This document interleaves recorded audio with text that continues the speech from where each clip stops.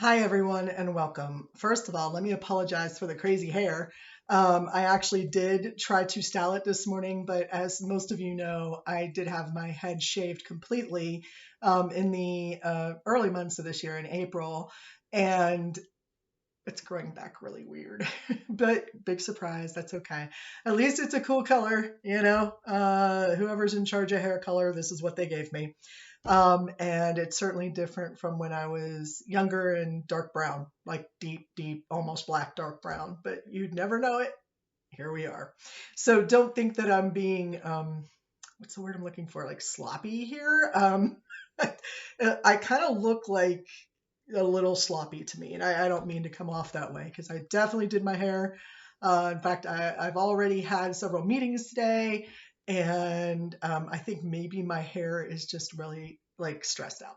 Anyway, it is Friday of week 3, and during week 3, you read chapters 4 and 5, and you also the previous week, week 2, you guys all provided me, guys, gals, others, provided me with a nice list of persuasion theories that you have studied and looked at. If you did that assignment, then you will probably already know that your book takes a little bit of a different perspective than we normally think about. So today, what I want to do is talk about the way that we have been looking at social movements in the field for a very long time.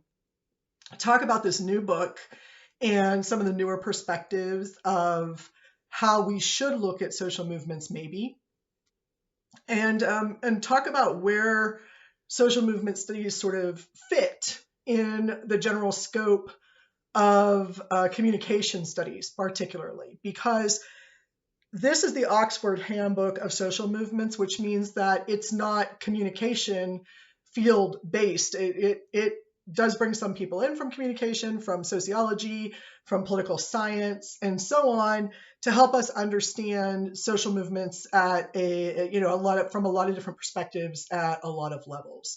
So let me sort of sum that up, and then at the end here, I'll try to give us a quick preview of next week, which would be week 4, where we're looking at some historical perspectives in chapter 7 and 8 of the book. So sort of preview that as well. All right, so let's get started.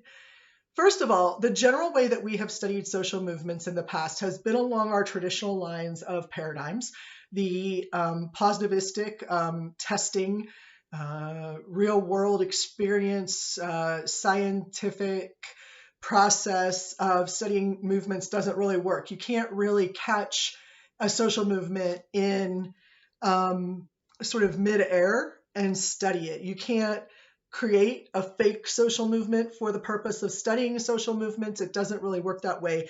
You need the real world context, the cultural context, the time that it's happening. We need all those things. So more often than not, social movements have been studied from the more humanistic interpretivist positions, where a lot of people just label that qualitative, but that is an extremely limited definition of interpretivist research. Interpretivist research just means that we take into account the fact that we may only be witnessing part of or understanding a piece of the entirety of the phenomenon that we're examining, and that we're drawing or extrapolating from that, and that we're doing that in an informed way. So once we understand how movements work, we should be able to sort of break apart any movement. The problem is that every single movement is so unique. It's hard to find, like, there's not one model to look at a social movement from. However, for the first 25 years of my study of social movements, that's exactly what we did. We used a model from a group of authors, Stewart, Smith, and Denton. That's Denton, in case you wanted to look it up. And Stewart, Smith, and Denton sort of wrote the book for communication scholars on social movements. In that book, they break down, using examples, using some persuasion theory, they break down a social movement into several pieces. First of all, they require several things for a movement to be considered a social movement. And the second thing is that they believe that movements have stages that are relatively clear stages. So let me talk about that just briefly, because some people, myself included, still like to use those as guidelines when we're looking at movements. Okay, is it a movement? Is my first question. According to Stuart Smith and Denton, there are several things that have to be present in order for a social movement to be defined as a social movement. First, it has to be large in scope. Now, that can mean that you're looking to make sure that your street gets blocked off from free flow traffic. You want them to detour a different direction. Well, that might only affect 28 houses on one street.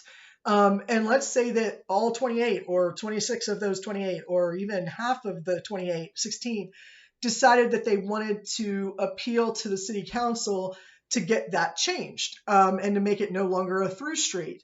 That's pretty large in scope, considering that you only have 28 sort of interested parties represented, and you've got the majority of them on this or involved in this movement towards changing the minds of zoning for the city council. Okay, so that could be large in scope, or it could be, Band-Aid, international Band-Aid. You guys probably don't know that reference. Live Aid, those things. They had songs that went along with them. They were international movements. I think both of them were started by Bob Geldof, if I'm not mistaken. I could be wrong. But they're massive. They were massive movements, particularly to fight world hunger. And there were times when it was specific to Africa. There were times when it was about feeding the entire globe. Anybody who needed help, how the United States could do that. And it was a movement towards that and to raise money for it. So it was a huge, huge movement or campaign, which we'll talk about in a second.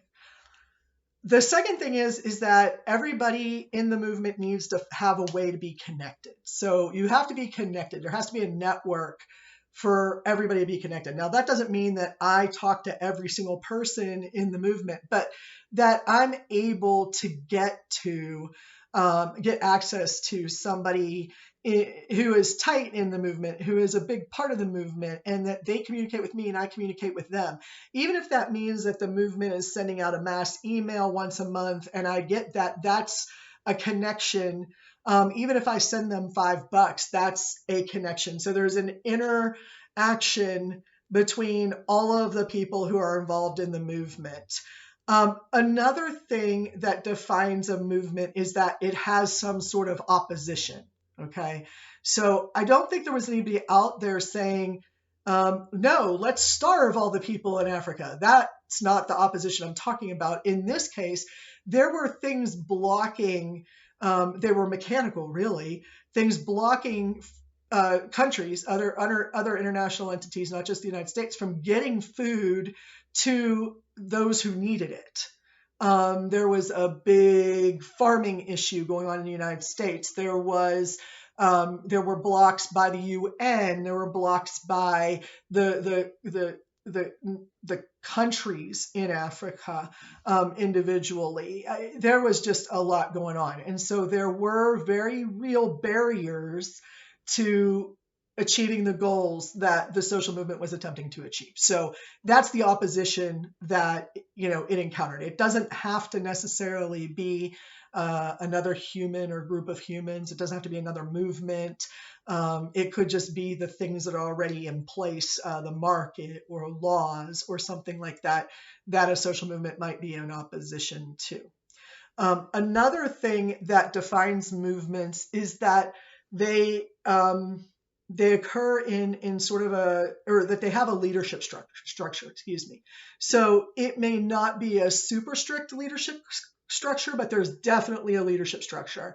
There is someone at the head of the movement who's inspiring. There are people who help make the movement happen.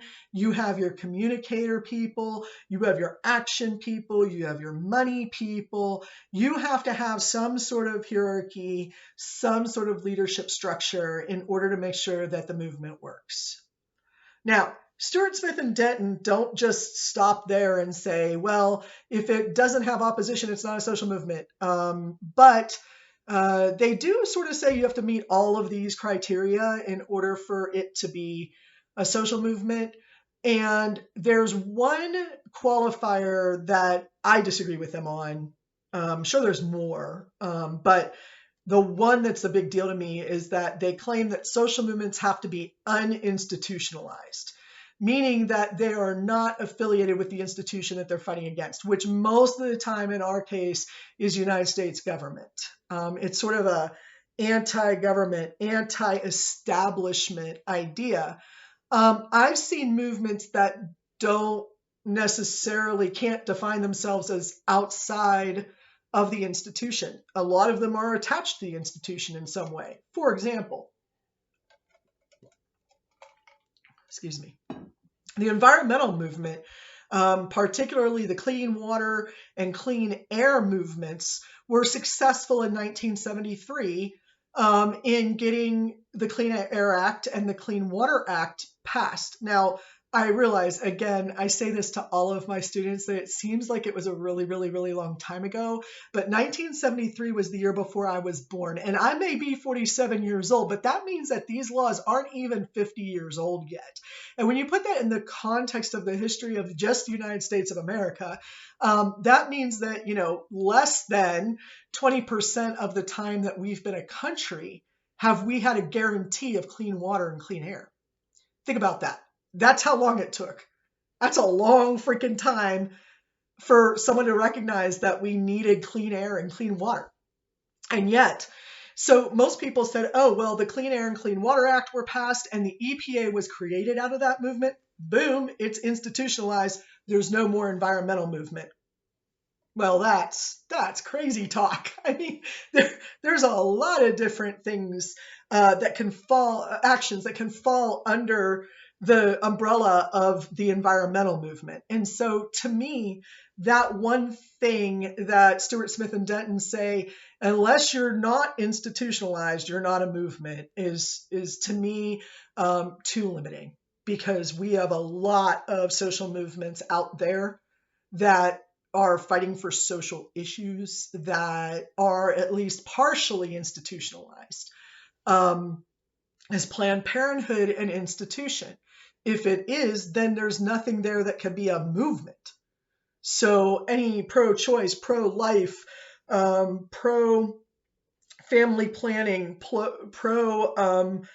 STI testing and protection, any of that would be considered institutionalized. That's silly. Of course, we still have movements towards trying to help people in one way or another with all of those issues. So you get the idea.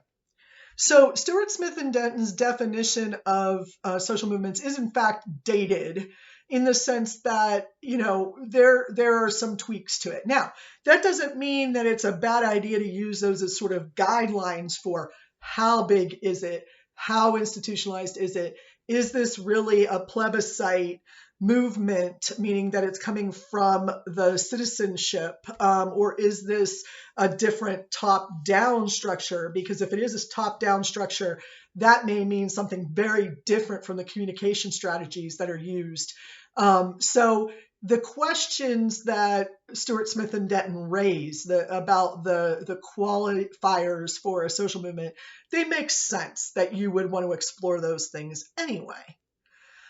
So once Stuart Smith and Denton establish what is and is not a social movement, they then go on to say that there are a list of stages that a social movement goes through. The first is known as genesis, which for any of you who study language know that means beginning. The genesis stage, a lot of people don't know that there is a movement or an inspiration for a movement. They don't even know that there's a problem yet. It's sort of bubbling under the surface. which leads to the next stage, which is sort of a restlessness that people start to learn about what the problem might be. Okay. The next is mobilization. All right. And so this is when people are aware of what the problem is that the movement's trying to fight. They're aware that the movement is gathering and coming together, and they're starting to make their statement. And that mobilization occurs and becomes, very, I guess I could say public. It becomes a mass issue as opposed to a small group issue. Okay. It's much broader than that, and it's bigger in scope at that point. The next stage would be maintenance. Excuse me. Goodness gracious. Maintenance. How I forgot that word out of all these, I don't know.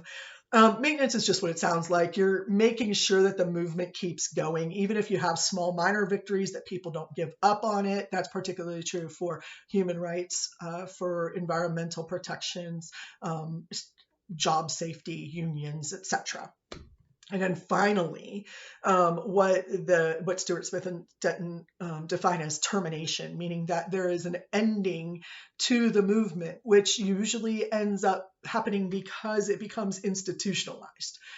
So just from that brief explanation, you could probably already identify some problems with those stages. The idea that they would occur linearly, the idea that there is a beginning and an end that is that clear that we'd be able to look at a movement and see its life cycle occur, or that we'd be able to identify what part of that cycle a certain movement is in order to understand it. That's all problematic. Additionally, we find that a lot of social movements live in the mobilization maintenance stage for a good amount of time. So, it's going to keep recycling. And in some cases, you have to go back to mobilization, or you cause a crisis, or there's something new that comes out, some new piece of information, or the government has taken some action that you need to be specifically opposing, and so on. So the first thing to know about those stages is that they're useful in identifying, particularly the middle three stages, and identifying parts of where a social movement might be in its timeline or chronology, but they're certainly not as linear or as organized as that list sort of suggests. In fact, most social movements are more cyclical and sort of keep repeating certain stages over again, as social movements that are completely successful are considered to be on a suicide mission, that the goal of a social movement is to no longer need the social movement. And that makes sense. So if you're involved in a social movement because you want to achieve a certain goal, that is the right way to be involved in a social movement. If you're involved in a social movement because you want popularity, or you just want to sell some merch, or whatever it is that the story is, that's kind of hard to maintain. So all social movements are sort of on a suicide mission, in the sense that the goal is for them to end. Okay. The goal is to no longer have a need for that movement. Larger movements obviously have been around for ages.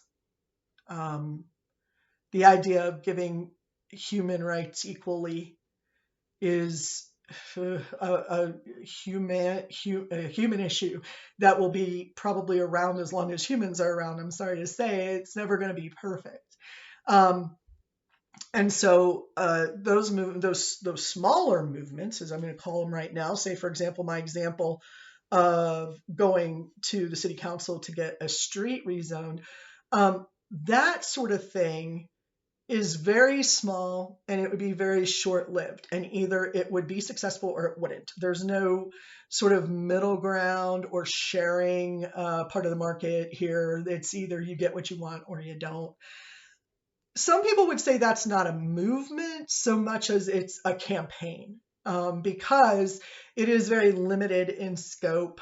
It's limited in what needs to be achieved in order for the movement to be successful, things like that. So there's a definite difference between a campaign within a movement and the overarching movement itself. Thinking about the size of social movements is not my goal for today, but it is an important question. And as you've read your book, some of this might sound familiar, because when I was reading the book, and I told you guys I'm trying to keep up with you all, and the reason I'm creating this on Friday is because as I told somebody last night, I still was reading last night chapter 7 and 8. So I was a little behind this week. Labor Day put me completely off schedule. Let's roll with that. Okay. Chapter 4 that you read actually talks about some of the similar concepts that I just talked about, which is, how is it that we look at movements now? What are the key elements of a movement that we're studying now? Tilly sort of presents that there's been a change or a shift in the way that we study movements, and rightly so, by the way. They list 5, your authors list 5 different elements of social movements that people pay attention to now. The first one is dimension, which again, that really has to do with like the size and scope sort of together, the level of interaction that you have. The second one is duration. Again, time. How long is it lasting? What goals can be achieved in a short period of time versus a long period of time, and so on. Trends. This is key for communication scholars. The idea that we can look at social movements as they have occurred and find recurring trends, and understanding what those recurring trends do and how to recognize them when we look for them again. The fourth is cycles, which again, social movements tend not to go into one cycle and just roll right out. They can constantly be moving through a cycle and knowing where they are in their life cycle. And so you'll notice there that it's pluralized as cycles, as in what way is the movement maintaining momentum? That was a lot of M's. In what way is the movement maintaining momentum and motivation so that it can continue to mobilize? It's a lot of M's. You get the idea. And then finally, it talks about punctual things that we might look at. And that is the weirdest word for this part of it that I've ever heard. They talk about punctual events, and it sounds to me like what they're talking about is what we in political campaigns call turning points. Major things that happen in a particular time period that shift or perhaps sort of put the movement on a new trajectory, or add a different element to it, or bring up a different way of working with it. Something along those lines. I hope that makes sense to you. But when they say punctual, they're talking about where in a particular moment in time a movement is, and why that matters, and how that changes it. So again, I call those turning points. Now, your book goes into explaining how each of these are sort of studied currently in social movement theory, and I will let you continue to read that. And if you have any questions, by all means, let me know. Chapter 5 takes us on a different sort of perspective about social movements, and says no longer do we necessarily need to look at them as movements in of themselves, but rather as part of the entirety of what we now call a contentious politic. Contentious politics is really it's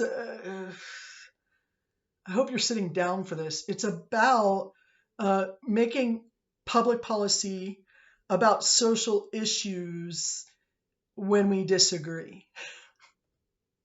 That's a shocker, isn't it? I don't like it when people say, well, that's contentious politics. Of course it is. All politics are based on the idea that there is an opposition, which kind of works with the social movement thing, I guess, a little bit, but the sort of general overarching idea that all politics are contentious, I have a problem with. Um, the idea that at the end of the chapter, they get into talking about civil war as just contentious politics, that a social movement can lead to a civil war. I'm not okay with that. There's several reasons for this. Number one, I don't think violence belongs in a social movement. I think that I've been pretty clear about that, but that is debatable. I mean, we can all debate that because I'm sure, in fact, I know there's really good arguments for why violence is, in fact, inherent in social movements and definitely a part of it.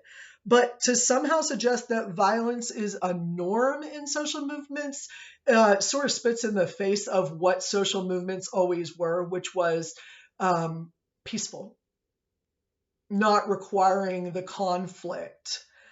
So, what do I mean when I say not requiring that contention or that conflict? But at the same time, a social movement always has opposition. Well, having opposition and engaging that in a contentious manner they're two different things. So, if I engage something in a contentious manner that leads to civil war, that's pretty aggressive. That means that I meant to cause problems. That's a riot. That's not a social movement. A social movement, as we've known it to be, looks like a protest, a march, signatures on a ballot, taking some social good and putting it into action, and so on. The idea that a riot is a social movement is problematic. Now, it may be that a social movement was the start that led to the riot because that social movement was ignored for far too long. That is possible. They didn't have a voice. They had to violently take it. But you'll find that that's actually not the norm. So you know where I'm going with this. January 6th. To me, it started out as a social movement. I was just like, okay, you get some really charismatic speakers, you get them to enthusiastically mobilize the crowd, you tell the crowd what you're going to do that is a peaceful action. And then they march to the Capitol to let their voices be heard.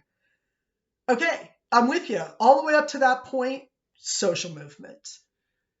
When you get to breaking the law in a material and violent way, remember that somebody got shot, okay, in the first few moments of people breaking into the Capitol. My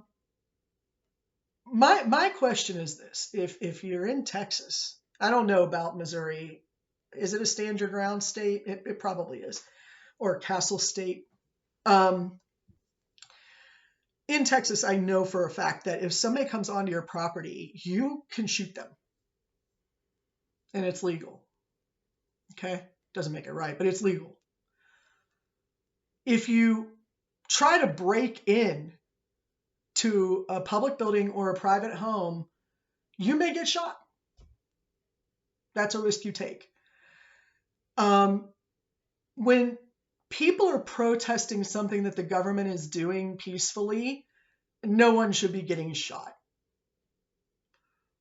If we choose to violate the law, breaking glass, breaking in, damaging locks, hitting people, pushing people, etc., if we break the law and harm fellow citizens, at that point, to me, this is no longer a movement. It's a riot or I'm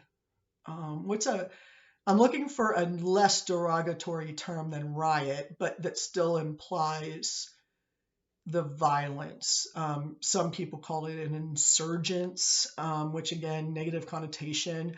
I'm not sure that there's a lot of positive connotations that go along with violating the law. Now, That's not completely true, because if any of you have ever heard of Henry David Thoreau, have heard of Walden, then you've probably heard about sort of a peaceful resistance. The idea that you can put aside what you don't like and give up what comes with it in a sort of silent or quiet or peaceful protest, civil disobedience, for the purpose of proving a point. Now, civil disobedience does mean that it occurs out in the civic world, the social world, usually the political world. But civil also implies that it is not breaking the law, that it is not unruly, that it is overly aggressive, or that weapons are involved. There is nothing in civil disobedience that implies that. Disobedience of the law does not mean running through a red light. So what does it mean?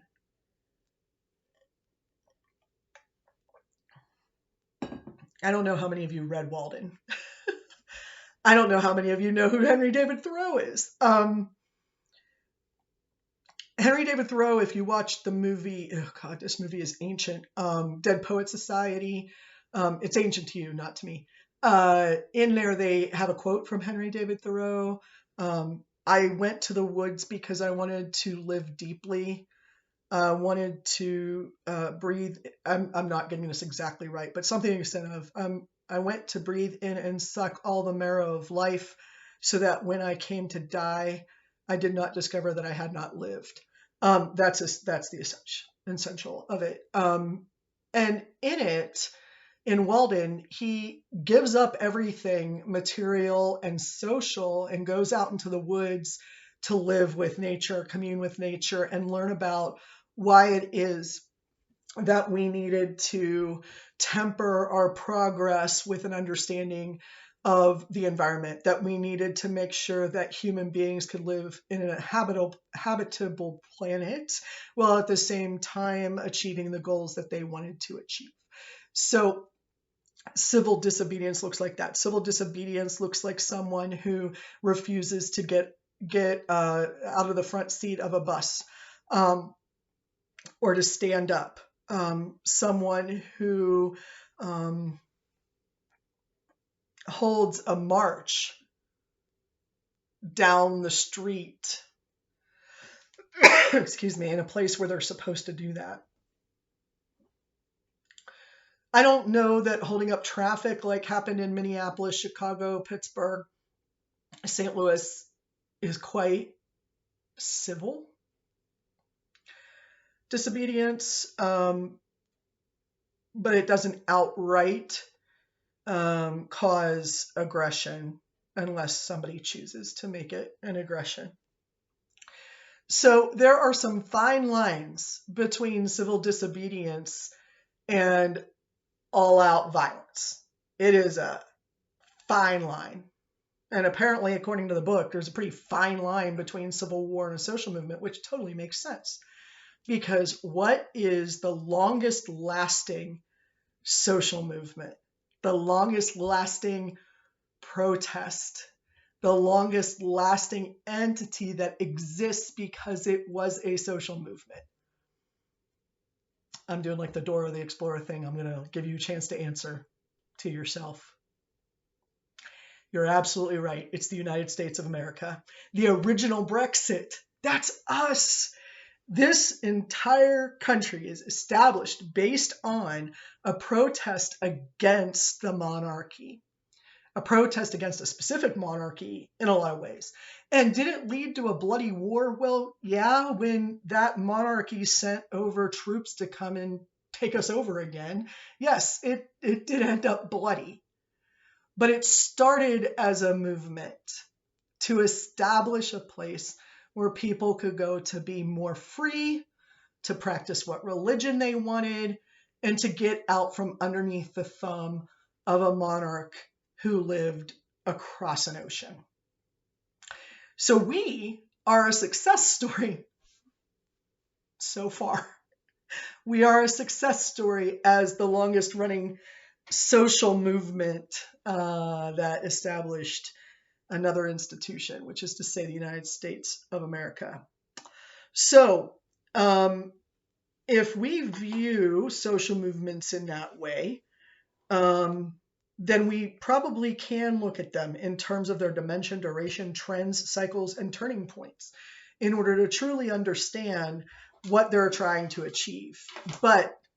And they're right, we cannot forget that our first job is to look at it as a conflict. Not a conflict of physical nature, fire, but a conflict of ideas. That there are two opposing ideas that somehow need to be able to come together. Okay? So maybe we can just look at it from that perspective. But I don't think this book is advocating that we only use one perspective in understanding social movements. That's not at all what they're trying to say. Let's see what they are trying to tell us to do then. How should we study movements? Well, chapters 7 and 8 are coming up for you. And I'm flipping through the book pages. I do apologize. I just want to make sure I don't tell you something wrong. I'm moving very quickly to part 2 of the book because I do want us to look at that idea of structure and process in how social movements have come about historically. Again, we're looking for trends. We're looking for ideas of what a social movement actually is. How is it defined? So in chapter 7, they take a look at the dynamics of capitalism. And the reason that's important is because one of the longest running United States social movements is the labor movement, labor unions, which these days I hear very little about unless I go back to Pennsylvania. Labor unions are not something that I hear a lot about down here. I got involved with the unions down here. So I met some of the plumbers and pipe fitters, and I met some of the postal workers union, and there was a third one. I can't remember what it was, but where I come from, back in my hometown of Pittsburgh, Pennsylvania, I always have to say that, I don't want you to think it's Kansas. We had the steel workers. We had to form unions to keep children out of the hot kilns, working in the coal mines, literally. We needed unions to protect people from injury on the job and to help widows or families that are left behind if somebody is injured on a job. Or, I'm saying it like they're killed. Well, back in the day, that was something that we had to prevent. And so labor unions do a lot more than just get people more money. They helped to establish, the 5-day workday, which is I'm very grateful for. And you're like, why are you grateful for that? Because it's not a 7-day work week. Okay. The 5-day work week, I said the 5-day work day. 5-day work week is good by me. I'm good for going down to 4 if we want to. And some jobs can handle that, believe it or not, as long as, that job does not include being a college professor who buys a new book for a new class that you have to prep. So that's on me. The chapter 7 and 8, chapter 7 focuses on the labor unions, but chapter 8 focuses on another way of looking at movements, which is the first way that we look at everything, every communication phenomenon. The first question we ask is, what is it? So in chapter 8, you're going to understand I think they call it the demography. It's demographics. Understanding how those work in a social movement. All right. So that's what you've got coming up starting on Monday, the 13th. So if you have any questions about the book, it seems to me to be a pretty clear and easy read. So if you're reading it and you're like, this is too easy, I understand it too well, that's okay. It's a book written for the purpose of understanding and learning, not to confuse you. So it's not like a deep theoretical exploration so much as it is giving you some information and some ideas about how to think about social movements in terms of the greater audience. Now, you might be wondering if I'm planning to put up another assignment, and the answer to that question is yes. I'll probably put something up this weekend, which will then be up and hopefully done by next weekend by you all. So you have a week. It's going to be a discussion board thing. It's not going to be hard or take up too much of your time. I just kind of want to help us as, excuse me, we read through this book. So hopefully that's happening. I think I need to get some moisture into the air in my basement. I'm glad to be here in my office, but I guess it's dusty. It's been a while. So if you have any questions, comments, concerns, complaints, or threats, please feel free to let me know. Next week is a Zoom week. So on Monday, you will be getting the link to your Zoom sessions, which I believe 566 I believe I have on Wednesday afternoons from 3 to 4:30. If that time does not work for you, that's okay. Let me know if you want to do a one-on-one. If there's a different time where some of you want to get on Zoom with me, let me know. Otherwise, I'll look forward to your discussion posts. I'm actually just about wrapped up with grading the discussion posts from last week, and I'm looking forward to it. This book, to me, I know it sounds nerdy, but this is exciting to me because it helps me understand why Stuart Smith and Denton were starting to feel so dated, and it didn't feel like we were quite getting at what we need to get at when we talk about communication phenomena in social movements. All right, I'll see you all next week.